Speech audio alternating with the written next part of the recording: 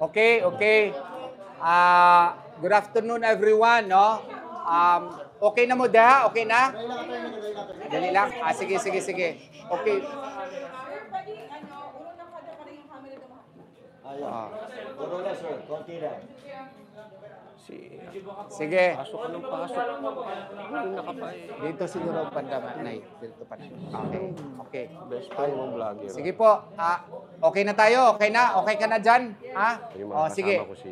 Magandang hapon po sa lahat. Si Attorney Israelito Torion po ako. As promised po ninyo, dinala ko po dito si Ma'am Jeneline R. Bingil. Oh. Ito po yung alleged anti-human trafficking victim po na na-report po sa inyo nung second day ng siege po ng KOJC compound. No? Kung maalala ninyo, noong August 25 ata yun, no? Na-report po na meron daw 2 victims ng human trafficking ang na-rescue daw ng mga pulis. No? Ang isa doon, si Ma'am Jeneline R. Bingil, no? 52 years old, nandito po siya sa harap ngayon at magsasabi sa inyo na hindi po yan totoo. Isabi niyo po, Ma'am Jeneline. Yes po. Magandang hapon po sa buong mundo po. Sa buong mundo na nandito sa harapan ko ngayon, sa buong mga media sa harapan ko, at sa mga kababayan ko dito sa buong mundo, ako po'y tumatayo bilang kingdom citizen, loyal, dedicated to Almighty Father, to the Son. Hindi ako napilitan pumunta dito at ako'y tatayo para sa lahat, sa ating kabutihan at sa bansang Pilipinas. Ako po, hindi ako pinilit na magsalita dito. Yung nangyari sa anak ko po, kasi yung last time po, yung last night po na pumunta dito, talagang hinanap niya po ako, sir. Kasi hindi niya ako makontak. Tapos po, sir, yung nandoon na kami sa harap sa nagkita na kami na anak ko po, talagang inausap ako ng mga DSWD at saka yung mga pulis na pupunta kami sa labas po. Pero yung anak ko, hindi ko alam na meron po pala siyang police blotter report po. Kaya yun. Tapos doon sa police station, dinag-usap na kami ng anak ko. Tapos po, tinawag yung anak ko, narinig ko na si Sir Torion, si Sir Tori po, na mayroon pong media conference po. So yun, hindi ko alam na na-interview na pala sa media yung nangyari sa amin. So hindi niya alam na yun pala, ngayon na pala, nakita niya na lang ang na nasa media na pala siya. So, nagka-biktima ng human trafficking dito? Hindi talaga po kasi ako talaga ang nagano dito. Siyempre isang anak na may mama dito, siguro nag-worry din siya. Kaya yun iyak siya ng iyak kasi hindi niya po ako makontak. Ilang taon ka na dito, ma'am? From na-baptize po ako 10 years po. Opo. Pero di kayo nag-uusap ng anak ninyo, ma'am, ng maayos? Bakit siya nagsumbong sa mga pulis na ganito? Hindi nag-usap kami. Ngayon lang July 17 lang po, mga ganon, last month lang.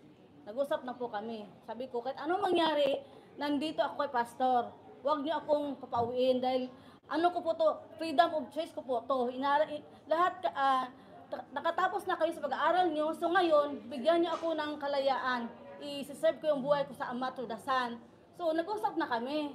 Tapos yun lang ang time na talagang niya ako na uwi ako kasi natakot nga siya, nandito ako. Sabi ko, huwag kang mag-alala dahil yung Ama, yung aming protector dito, ang Ama, walang iba. So, kaya siyempre, din siya sa worry sa akin, ang iyak-iyak niya, yun ang nangyari. Na talagang pumunta siya doon sa police station. Dahil tinulungan siya ng police din na magpunta doon. Pero ngayon, ma'am, kumusta kayo ng anak ninyo? Okay na po ba? Nagkaibigan po ba kayo? Okay lang, di pa naman kami nag-communicate, sir. So, hindi kayo nakikita, ma'am, after kang kinuha ng mga pulis ng DSWD dito? Hindi kayo nakikita? Hindi, doon kami, umuwi na siya sa Midsaya. Umuwi na siya, opo. Nagkita kayo doon last Sunday. Yun na, opo. So, okay na sa kanya, ma'am, na nandito ka na sa... Opo, okay na sa kanya. Ilan pala yung anak niyo, ma'am? Ano po? Ilan yung anak niyo? 3 po. 3. Opo. Yung nagreklamo, Pangalawa po. ay okay. Opo. So, dito ka nabalik na? Opo, nandito na ako ngayon. Kinabukasan ako bumalik dito. So, missionary po talaga kayo dito Opo, sa opo. Anong sinabi sa'yo ng pulis, mga pulis at DSW doon sa labas, yung kinuha kayo? Kasi may video na kinuha kayo. Opo. Anong sinabi nila sa'yo? Sabi naman doon na makabalik naman ako dito kasi kailangan talaga na, sabi ko magbabalik talaga ako dito sa kingdom. Kasi lumabas ako eh. Tapos yun, nagasitil na kami ng anak ko doon. Kaya yun, sabi ko talagang babalik ako. Hindi lang ko pinayagan kasi nga yung gulo pa sa labas. Kaya sabi, kinabukasan na lang. Kaya yun, pag kinabukasan, bumalik din ako dito. Attorney, may legal action sa yung gagawin regarding sa nangyari kay nanay po? We are contemplating as to that. No, there's so many legal actions that are in our table right now. But really, as to this incident, no, this is just but one of the many subplots, no, and we are contemplating. We are just happy that you now know that that angle, human trafficking angle, is not true. It was a belatedly cropped up plan on the part of General Torre, perhaps, no. And as you know, it only came out because one of her children was worried because of the siege, because of what is happening here. So she went here all the way from Bidsaya, but was prevented by the police. That was the reason why she went to the police. And I think you know, she already related to you what happened. Nangyari lang yon kay nag-worry yung kanyang anak dahil sa all over the news dito eh. Oh, so kaya nag-worry sa kanyang mama. Pero ang mama naman ay kusang loob. Matagal na po dito. 10 years na dito sa Kingdom Nation po. So walang kaso human trafficking, attorney? Paano magkaroon ng human trafficking? Voluntary siya dito. Tsaka 52 years old na po siya. She can decide on her own po. Yung 21 years old, attorney, kumusta? Yung 21 years old, para wala na lang daw gulo, I have to verify, bumalik na lang muna temporarily doon sa kanyang pamilya. Kasi nga po, worried din yung pamilya niya dahil sa news nga dito. Dahil sa news, syempre, yung ibang mga members nandito, kadami kayong members dito. Oo, yung mga pamilya nila na hindi miyembro, na-worry din, kaya nangyari po yun. Attorney, doon sa press con last Sunday, nagpakita yung parents, both parents nung 21 years old, Yes. ng text message, conversation nila na gusto na niyang umalis dito. Okay. Ang Ah, sabi, hindi ko daw siya papauwiin. Okay. We have to verify that, no? Kasi nga po, sa mga nangyayari dito, yung mga ordinary members din, natatakot din sa kadami naman ng mga pulis dyan. So, yan po ang nangyayari. Kung walang mga pulis dyan, I'm sure they would love it here. I love it here. Kung wala lang itong mga pulis na nandito that are really very threatening, no? Their mere presence here with fully armed is already a threat, no? So, siguro, anong nangyari doon sa kanya na nagka-nervyos din kasi maski anong mga marites ang dumadating sa kanila, kaya siguro nagawa nung 21-year-old member po. Hindi ka ba sinusula ng PNP or DSWD na file ng kaso? Walang ganon. Wala po. Okay na? Attorney, assurance na lang sa mga nandito sa loob, baka yung pamilya nila, gaya ng mga families ng itong mga nila ate, baka nag-aalala rin sila. Ang assurance natin sa kanila. Hindi ako maka-assure until and unless mag-alis yung mga pulis po dito. I am not in a position to give that assurance, no? What I can do is to request the police, if not demand from the police, to leave the premises simply because of the fact that they are already unwelcome here. They have done their task. Any sane lawyer would know that a warrant of arrest should not be used as a legal excuse to convert this property which is owned by another entity into a police garrison. So, ang ma-assure ko lang na kung mawala na ang mga pulis dito, siguro babalik na ang normalcy po sa lugar. Attorney, regarding sa alleged na bubumbahin yung cathedral, saan galing po ang information? We already explained that. Perhaps you were not here. Matagal po na nag-play kami ng tape ng pulis na tumawag kay Attorney Kay Lorente. Ganito na lang siguro ang gawain namin. Nag-create man kami ng group chat. Ipadala namin yung tape po sa Kaya ang ginawa ko when Attorney Kay Lorente reported me that, I tried to call General Torre on the matter, but siguro busy siya, hindi niya ako nasagot. Nag-text ako sa kanya requesting for confirmation. Because as a lawyer, I should ask for confirmation, but there was no reply. Nag-post ako sa Facebook, wala pang 5 minutes, 10 minutes, meron na silang denial. Thank you naman na wala silang plano pala na i-bomb po ang KOJC. Thank you very much. Regarding naman sa lumalabas na video, pinakita doon yung alleged na parang quarters. Quarters ng po? within the KOJC daw. QOJC. Yes. We will also provide you yung ginawa nila para mag-stethoscope. Yung i-check nila kung nandun sa ano. Oh. We will provide with the, ano ba yun? Stethoscope ba yun? O scanner yun? Scanner ata. Oh. We will provide you with the tapes also. Nakausap niyo na po ba ulit yung kamag-anak na humingi ng assistance po? Umuwi na po sa Midsayap. Nung na okay siya, nagperma ng affidavit, no? Umuwi na po sa Midsayap kasi mama niya really has devoted her life to the kingdom of Jesus Ma'am, Christ. kayo po, nakausap niyo na po ba yung kamag-anak niyo? Kumusta yung naging conversation niyo? Okay na po kasi tanggap na din nila nandito ako. Ng mga... Hindi niya po ba naipaliwanag sa inyo kung bakit siya humingi ng tulong sa pulisya po? May nabanggit po sa inyo? Wala naman po. Kailan po kayo huling nagkausap? Noong last Sunday, yung pag-ano namin. Sa ngayon po ba may nagpapunay po sa kamag-anak po natin? Opo, meron din. Attorney, pwede bang makita yung mga areas na sinasabi nila na possible na tinaguan ni Pastor Kibuloy? Ano po? Yung mga areas na sinasabi ng PNP na possibly doon na nagkatago si Pastor Kibuloy? Hindi nga kami pinapasok eh. Kayo Halimbawa pa. kung papayag sila, sir, pwede ba natin puntahan? I have to ask permission from the BOA. You know, I am a very good-looking lawyer, but I also have my own principles. So, I have to secure their consent also. Note that it is privately owned, so I cannot decide for my clients. I have to ask their permission, and I hope you understand that. Okay.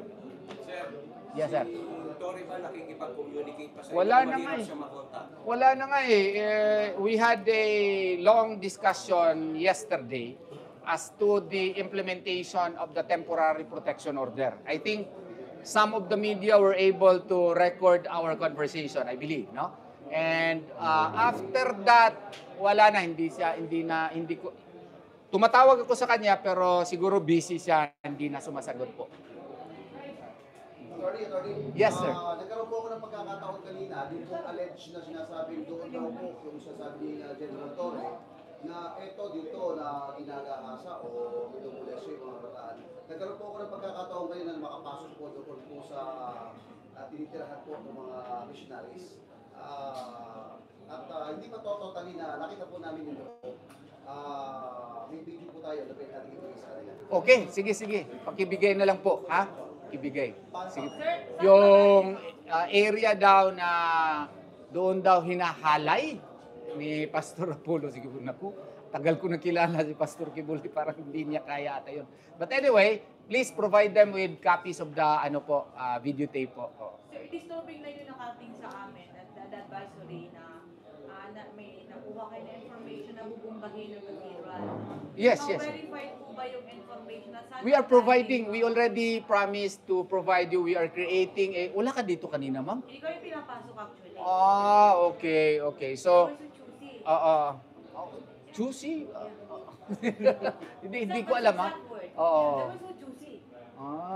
Okay. Sorry, I'm just telling the truth naman. If you promised us the free access, it took us too long. No? Like, so, saan galing, no? How verified ba yung information? Kasi, We already, causing panic to the public. Yes, we already, panic to me also, no? But I know how to control my, yes, I know how to control my emotions po, no?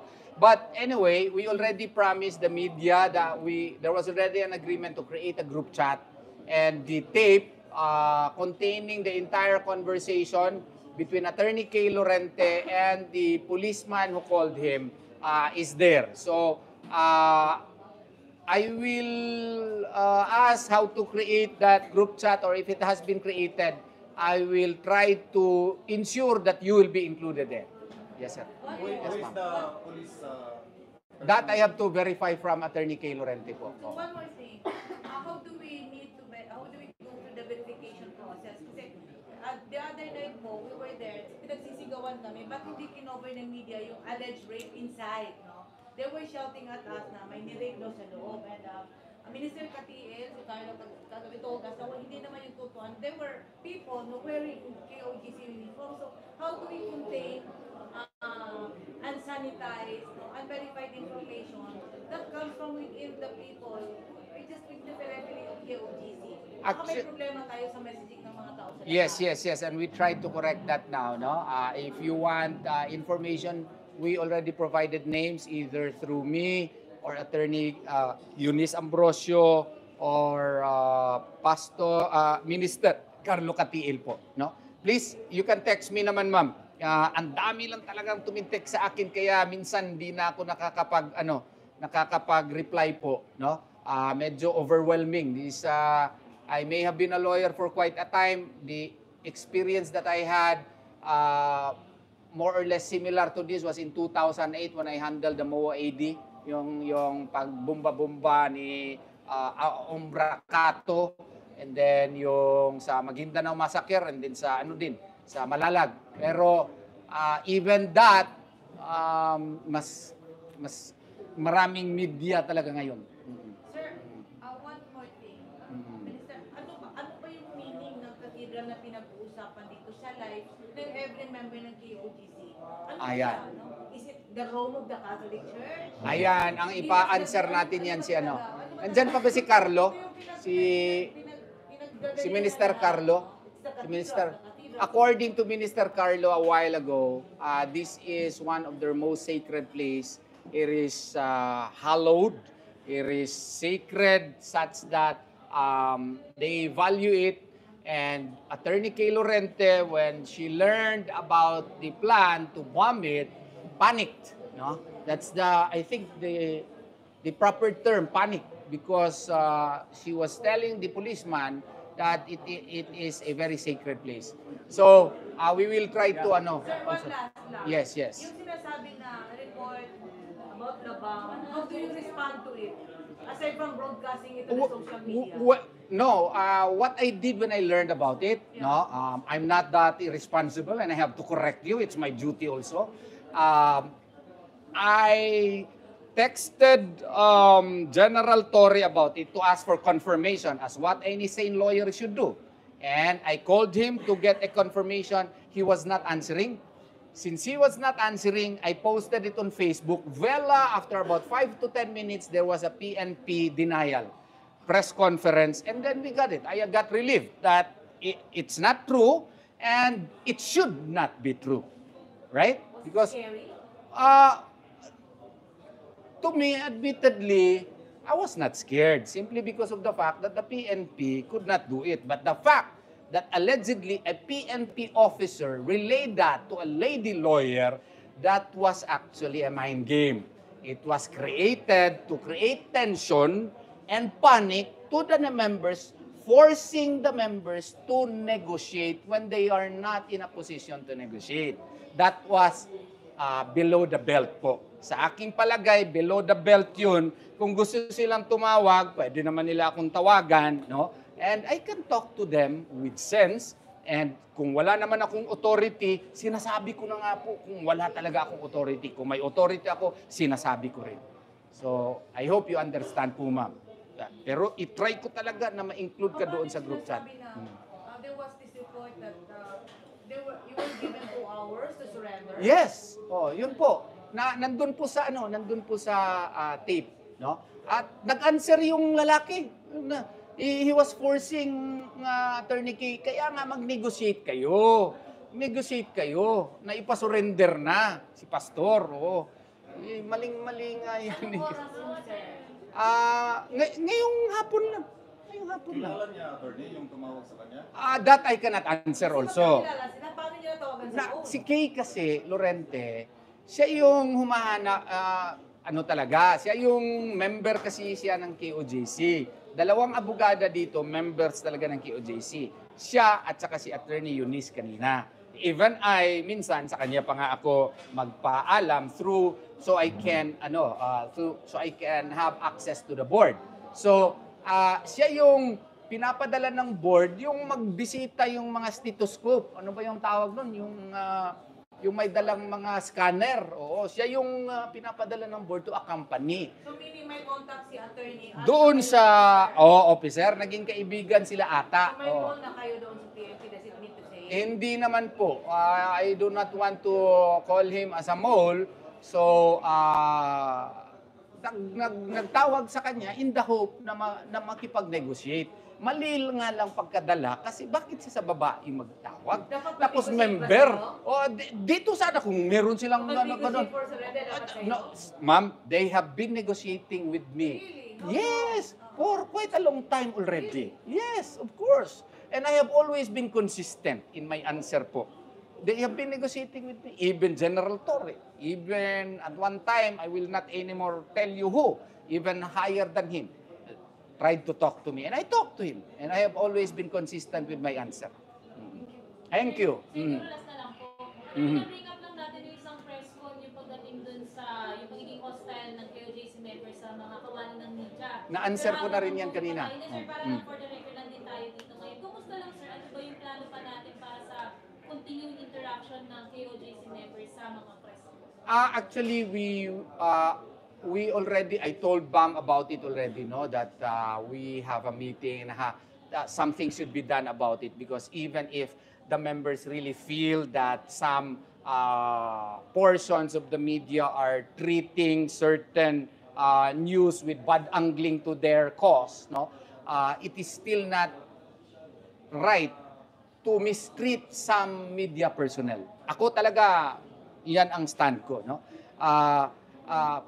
Pero, ang sinasabi ko po, ang gagawin namin, we will try to perhaps issue an advisory to the members kasi ang dami kasi nila, na sana respetuhin natin yung members po ng media. Pero ano yung assurance na aabot yung advisory ko sa lahat po ng members ba? What I can only assure you is our good faith.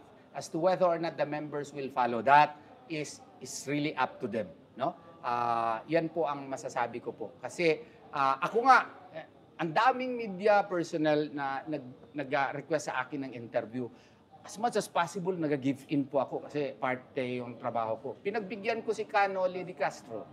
Anong nangyari sa akin when I allowed myself to be interviewed by Canole de Castro? You just decide as to what happened. Look at the news. No? So, sa akin nga nangyari yun. So, I am attorney yun. Abogado ako, medyo malawak po ang patience ko. Yung saber ko as a Muslim, medyo mataas. Pero I felt offended by the way he acted. But how much more to ordinary members? No? So, I hope also na may punto rin siguro na when we air out news, perhaps try to also get the other side. Like for example, yung report on human trafficking, alleged human trafficking, nandito nga si ma'am. Nireport lang kaagad as if matter of factly, human trafficking yun. Wala ngang side sa KOJC. Yung nag-report nun, hindi nga nagkuha ng side ng KOJC. Bad journalism yun. Because you know, as a journalist, you have the obligation to secure the comment of the other party. Yes, sir. Yun po kasi ginagawa rin po ng media ngayon. Thank you very much. Thank you. Kumuha ng panayam sa mga miyembro ng simbahan. Imbes po na makausap namin sila, tinataboy po kami. Ma'am, meron pong spokesman po yung ako po, the last time I checked, kung meron kayong dito po sa akin. Kasi kung magtanong ka sa mga miyembro, hindi mo rin alam kung sino yun sila, di ba? Oo. Of course not. Of course not. I do not really know why, except perhaps to say that really emotions are running high. Yeah. Yes, and I already asked for an apology insofar as that is concerned. Perhaps also the treatment of the media in news angling should also be corrected such that the side of the KOJC would also be aired out so that they would also feel comfortable already, no?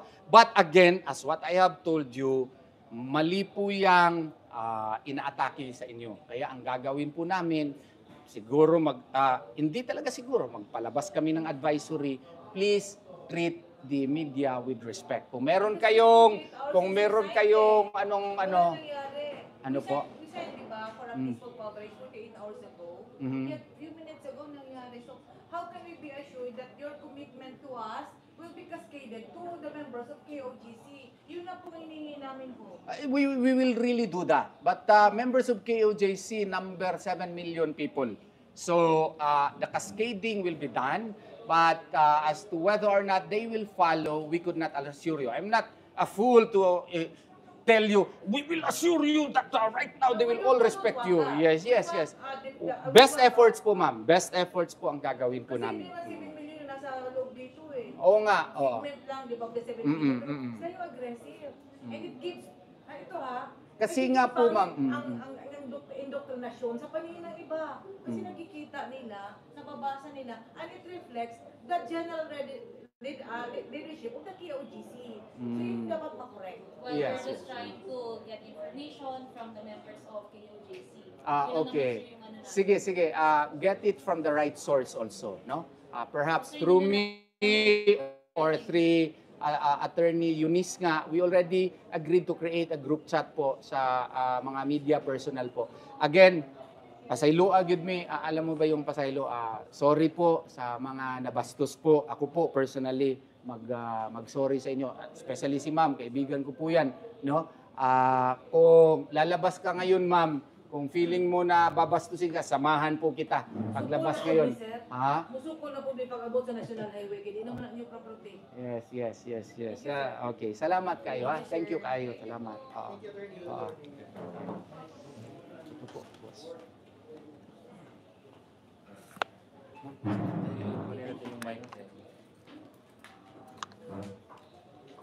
Okay.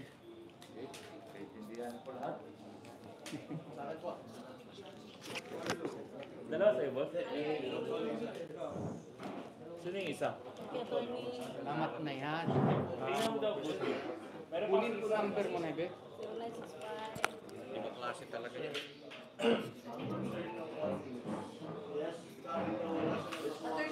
You can talk to attorney.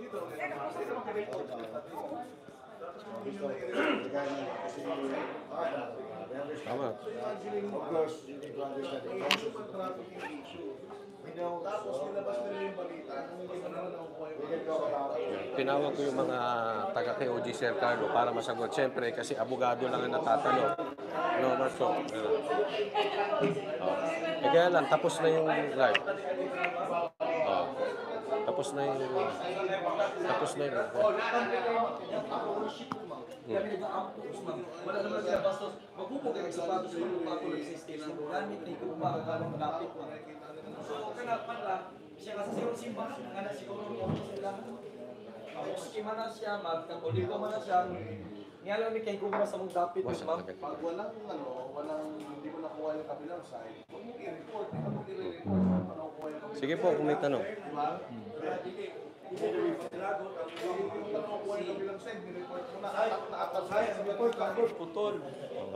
Sir Carlo, kasi may mga tanong kanina na patungkol doon sa namamab daw sila ng mga taga KOJC, tinanong po ni ma'am. Siyempre, hindi masagot ni Attorney Torion. Kaya nga, nakausap ko si ma'am kahapon. Opo. Nag-report na daw sila, nag-letter. May 5 daw or 6 na hinabol daw sila, parang something ganun. Sabi ko, ma'am, provide the names. Baka hindi po yung taga-kingdom kasi nasa labas, sumasakit. Ganun lang po. Kung may mga pangalan yan, harapin namin yung disciplinary actions. Pero hindi po namin tinuro yan dito. Sabi ko rin sa kanila, ma'am, napakataas po ang emotion ko dito sa mga... Ay, mangyari po yan sa'yo.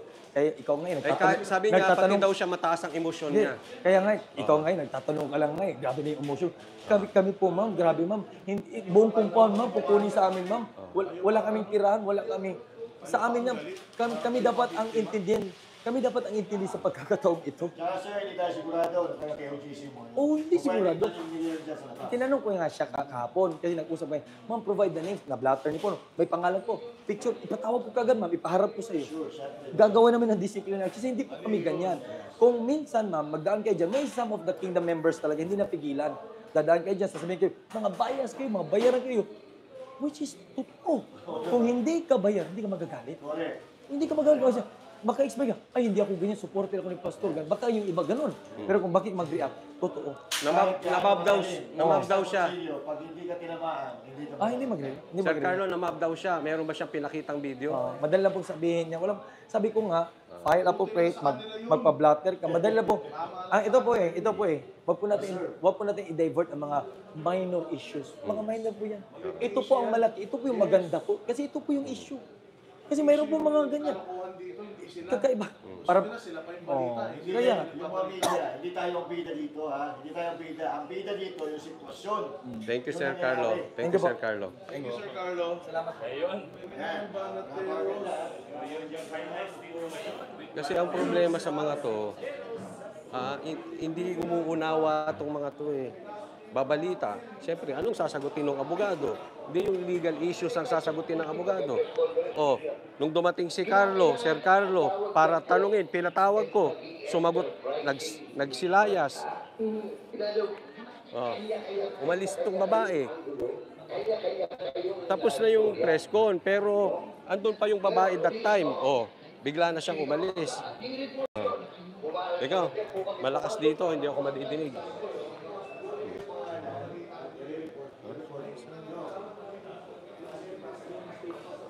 Simple lang naman sa media. Kukunin mo muna yung part ng kabila. Pagka hindi mo nakuha yung part ng kabila, wag mo ibabalita. Simple, di ba? Basic. Nagbalita kayo ng may na-hostage. Tapos gusto nyo, itrato kayo. Hindi ako member ng KOJC. Pero syempre, kung sasabihin ninyo na na-hostage itong babae, binalita nyo, hindi nyo kinuha side ng KOJC. Anong gusto nyo? Matuwa kami sa'yo. Yay! Binalita nyo, hindi nyo kinuha side namin. Ganon. Tapos kayo pa magsasalita, mataas ang emotion. Anong klaseng emotion nyo? Hindi nyo sila intindihin. Diba? At tayo naman patas lang eh. Ang naapi dito kay OJC, tatandaan natin. Kay OJC na apa dito. Ha? Akala ko interview. Kain pala tayo ng waxis. Akong interview. Waxis ba yan? Waxis? Sali ba tayo dito, Coach? Ha? Sali tayo siguro. Ay, mas masarap yung Coach sandwich. Juicy pa. Wag yung Boss Dada. Thank you. Kain muna tayo, gabi na. Thank you. Pero alam nyo, ganun lang talaga ang buhay. Talagang, kahit kayo malagay dito, sabi nga ni Atty. Torion yung bomb na yun, gawin nyo sa Muslim. Kahit na threat lang yan. Kahit hindi pa nangyayari, mas lilintikan kayo. Diba? Hindi, yung sa tanungan ng babae kanina, hindi ko type. Siyempre, hindi naman ako pwedeng sumagot. Hindi naman ako ini-interview. Hindi naman ako bida-bida katulad ng iba. So, ang ginawa ko, tinawag ko Sir Carlo. Tinawag ko Sir Carlo, naiwan naman siya. Naiwan yung babae para mag-interview, bigla namang lumayas. Diba? Pero anyway, cut muna tayo para kasi kung sakali may ganap, tayo nakapag-ayos ha. Maraming salamat po para sa Diyos at Pilipinas nating mahal. God bless everyone. Coach Oli po.